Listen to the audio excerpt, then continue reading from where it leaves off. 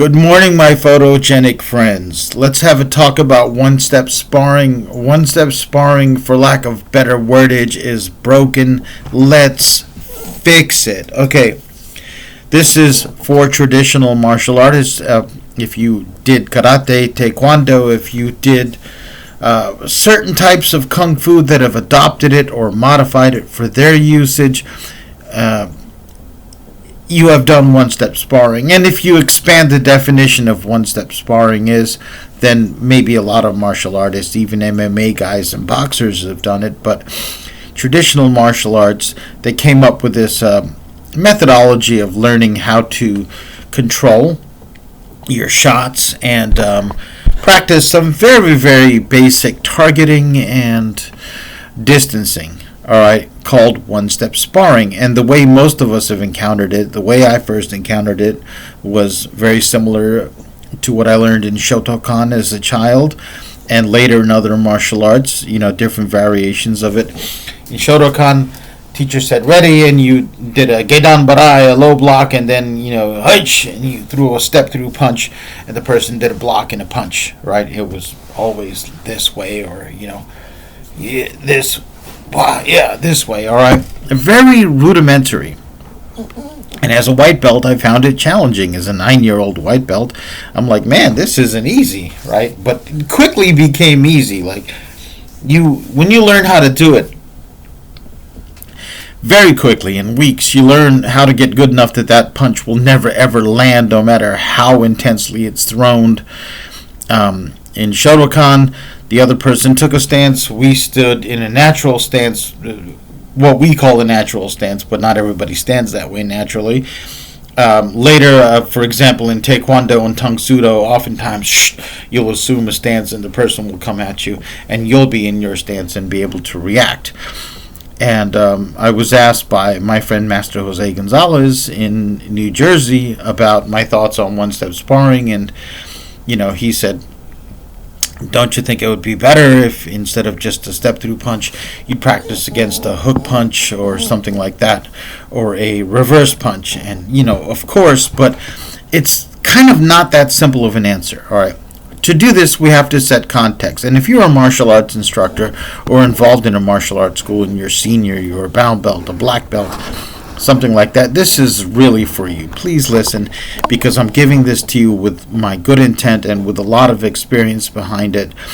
My first one-step sparring, before I even stepped into the dojo, my brother taught me a technique, and it was 1979, and I was at home. I hadn't even taken a karate lesson yet. So I've been at this a while, all right, and I think I have a couple of things to say about it that could be useful. So, one-step sparring, I think, really got its start probably in the 20s, more likely in the 30s. And it's based on the conversion of traditional Japanese martial arts. Yes, I know karate is Okinawan, I'm going to get to that. Traditional Japanese martial arts to the do form, okay? From kenjutsu to kendo, from iai-jitsu to iai-do, and jujitsu to judo, and, karate to karate do later. So it's based on this. I'm going to use a visual aid.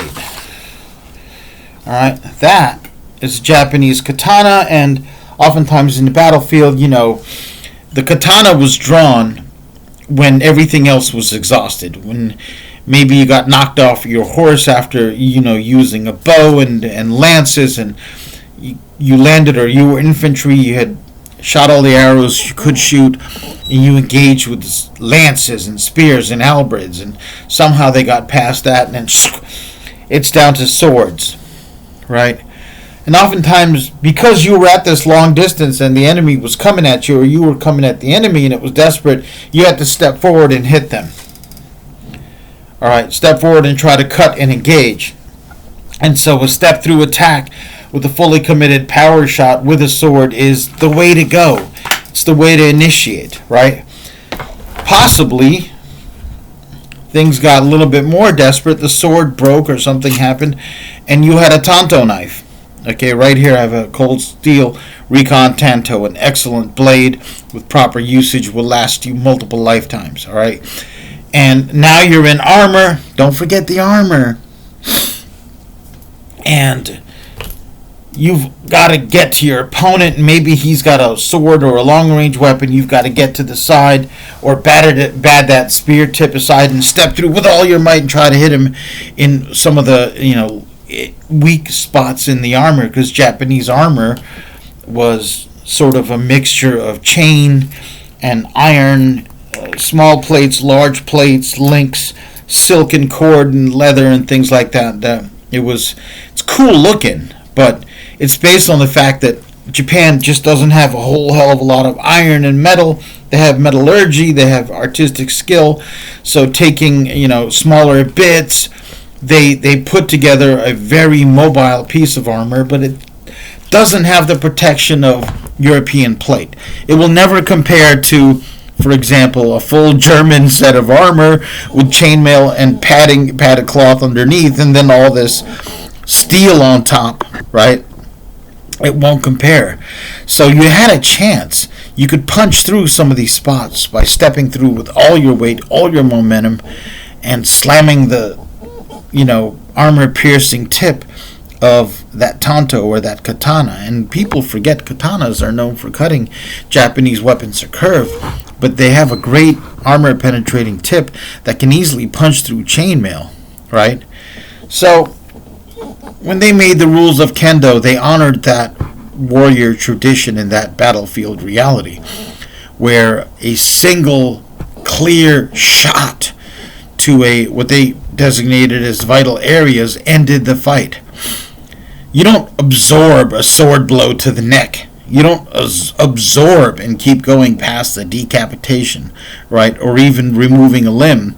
Severely restricts your ability to do anything, right, including, that whole death thing, right? And then later in judo, grappling art, they were like, all right, well, just so it doesn't drag on forever and kind of become like, European wrestling, for example, and also, based on the sumo tradition, an ippon is the determinant of the win, right? And later they're like, okay, we have a wazari, a half point, which we acknowledge the skill, but it wasn't ideal. All right, karate is a little different, but when karate started competition, that ippon mentality leaked into point sparring. Point sparring is really kendo rules modified and judo rules modified. So around that time, one-step sparring was invented. If you look at Okinawan karate, prior to that, and even before it was karate, when it was tode, when it was called kung fu, basically it was called Chinese boxing. All right, what you see is short two-man forms and self-defense applications. Oftentimes it was like, okay, grab me in a bear hug and I'll practice getting out and doing this. Or, I block and then I punch, you block my punch, come back with a kick, I move here. And then it was like a very short sequence of maybe 6 or 8 moves, unlike many Chinese two-man sets, which can go on and on and on and involve weaponry, and so on and so forth. We do have Okinawan Kobu Jutsu, Kobudo two-man sets. And I use the word man because it's mostly men practiced, but I do acknowledge that women practiced karate and other martial arts during this ancient time, certainly if it was in your family, right? Let me get some more of this delicious black tea. I've got some stevia sweetened decaffeinated black tea. It was on sale, and I'm just enjoying the hell out of it here with you. So anyway, let's get back to that one-step sparring. So now let's go to the modern age.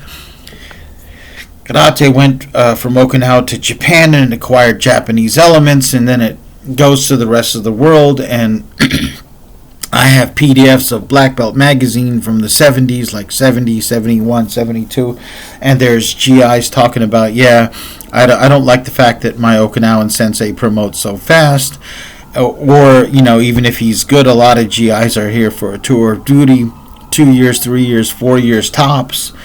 And, they get their black belts, which is just a very basic level of understanding. They go back to the U.S., and they often don't come back, but they've opened a school. Some of them mysteriously acquire promotions. You're like, where'd you get that from? But even if they acquire promotions, they're not really delving deep into the art, getting a lot of knowledge. So things are lost in the translation. We being Americans, we often try to fill in the gaps if we're energetic. If you're not lazy, I'll just teach what I taught. Or I'll just ignore the gaps in my knowledge and I'll just, create my own style and pretend that it's perfect, right?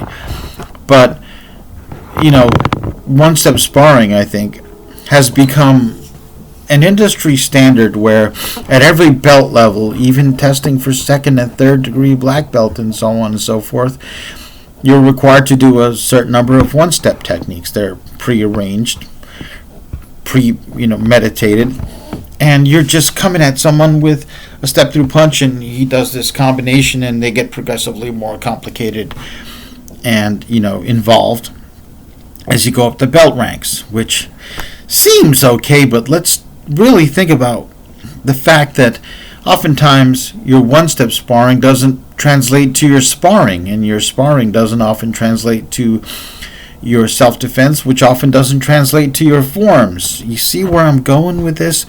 It's like you're learning different arts and going in different directions and not developing a unified form of skill, which really I think that should be your goal. Your kata, your bag work, your sparring, your one-steps, your self-defense, it all should work together to develop your overall skill in a congruent manner so that your sparring can help you with your self-defense.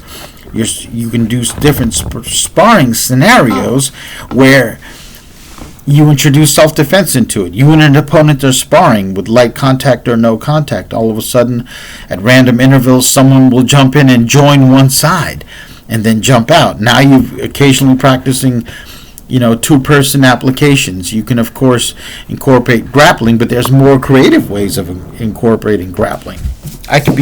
You could be sparring with someone and at a predetermined signal, tucked in the back of your belt could be a rubber knife, and boom, one of you guys pulls it out and has this advantage, and the other person has to all of a sudden adapt to it. Things like that.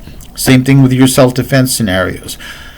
At very basic level, someone can grab your lapel and boom, you chop the hand and hit and do a takedown. That's fine. Later on, you could be like, all right, now this time the attacker, as he grabs, can resist. He can resist by blocking the chop and resisting the takedown, and you have to keep going, and try to make the technique work or try to put yourself on top. All right? So, one-step sparring, I think my issue with it is we do it for way too long. You've got black belts taking a black belt test, let's say in Tang Sudo or something, and they're required to do their techniques against the step-through punch, which provides no challenge with them and doesn't show their skill at, defense, doesn't show their skill at adaptation, right? So what I'm going to do in order to do this justice is this first video is just a prelude. I'm going to make another video about how to train one-step sparring properly and make it so that at each belt level you are getting the most you can out of it. All right? You cannot develop black belt level skill against white belt attacks. Let's move on to part 2.